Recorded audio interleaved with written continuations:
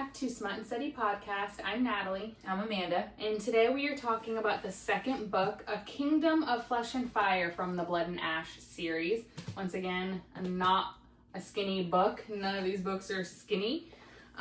Today we're just going to kind of give like a brief synopsis of this book because there's so much information that it's just going to be too much for us to go into details.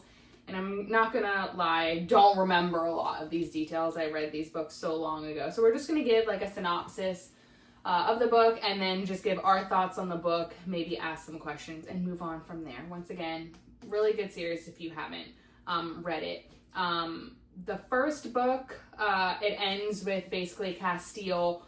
Poppy finds out that he's the Prince of Atlantia and basically figures a bigger picture in his head and decides to announce that he's gonna marry Poppy and make her a princess or whatever, and that's how like the book ends. And they're still like not on like good, so they're not, they haven't realized what their true hearts and feelings for each other are. So she's kind of like, what the whatever.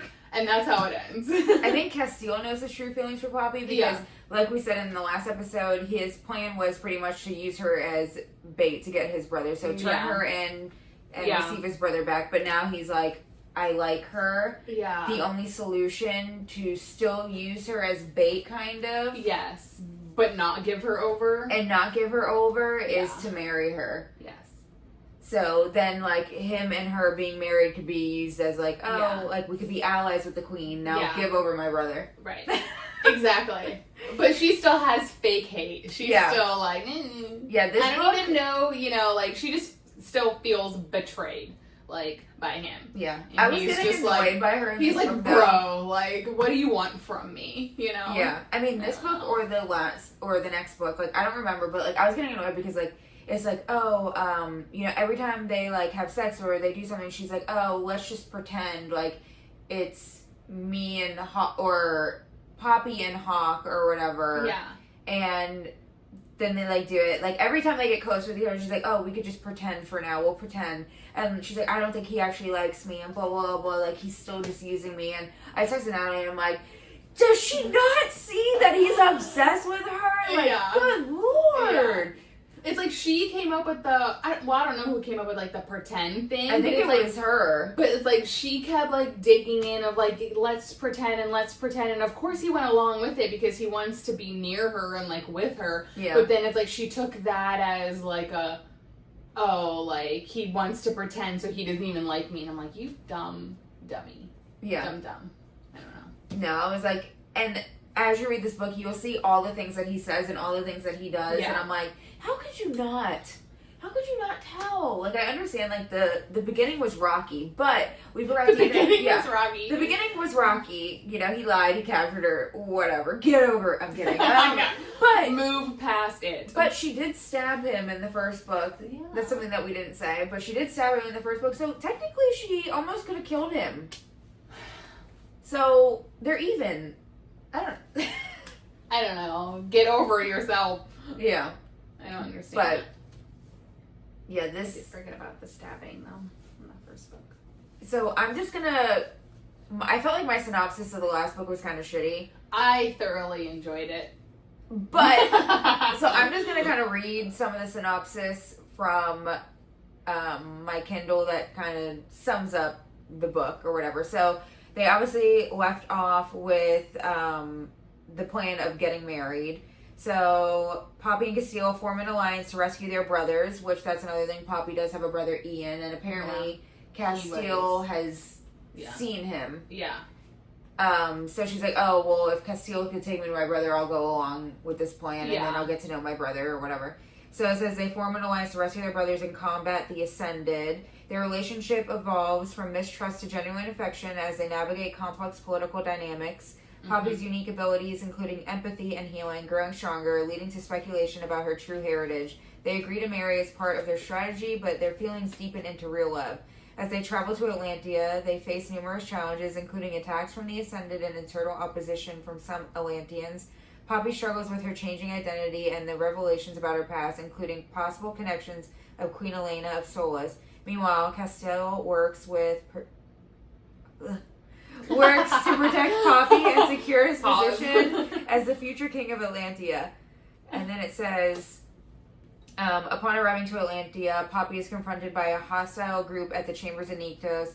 In a dramatic display of power, she incapacitates her attackers, causing blood to rain from the sky and a blood forest tree to grow. Witnessing this, Queen Enola recognizes Poppy as the descendant of the King of Gods and declares her the true ruler of Atlantia. The story ends with Poppy facing the unexpected choice of claiming her birthright as queen, setting the stage for future conflicts and revelations about her divine heritage. So good. Yeah. Can we just talk about, once again, a badass bitch? Like, we love a badass. Like, she already had powers. Like, you could have just left it at that. And then the fact that they were just like, like a sprinkle. Yeah. Like, you are from a god is crazy to me.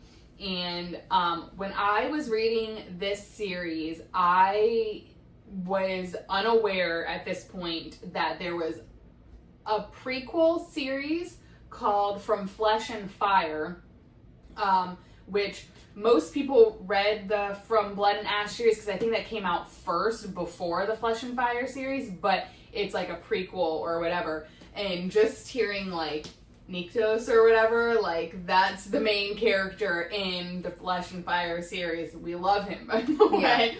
I'm currently reading that series right now, on the last book. She is. So that series is also really good. So if you really liked From Blood and Ash and you maybe heard about Flesh and Fire but didn't want to attempt to read it or whatever, highly recommend. It's very good. Or if you didn't know about it, now you know about it. But this book, freaking,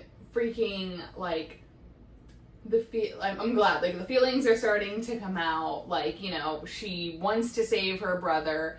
I just remember, that, scene when, the Atlanteans or whatever were, stoning her or throwing rocks at her or whatever, and she just, unleashed this fucking power, and, the sky started to, rain blood and shit. I was like, oh, this bitch is, she's powerful. She's on another level, and I was like, oh, shit, and then I just remember, I feel like even in the book, Castile was it changed. It changed everything. It was to her to have that much power or make the skies do that and the ground shake. It was oh no, this is way different than you just taking away someone's pain when they're dying.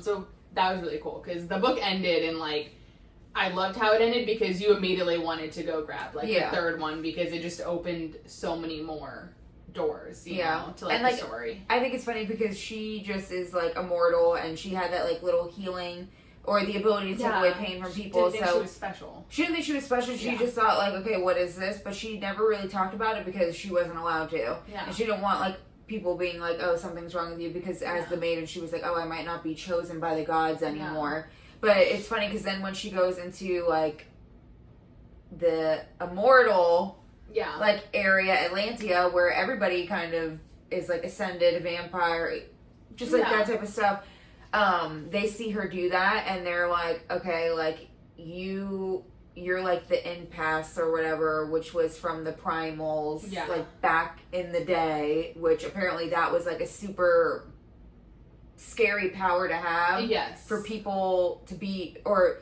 people didn't want people to have that power because they pretty much can take pain away and they could heal people and they could kill people. Yeah. So that's why these people, the Atlanteans, did not welcome Poppy because they were yeah, they fear her. It's not it's not just being you're she's the rightful queen or whatever, but to be a descendant of a god or whatever, it's primal strength and stuff. Now it just open more gates where it's people are and I also think it's cool that you're gonna flatten the entire city, you know what I mean?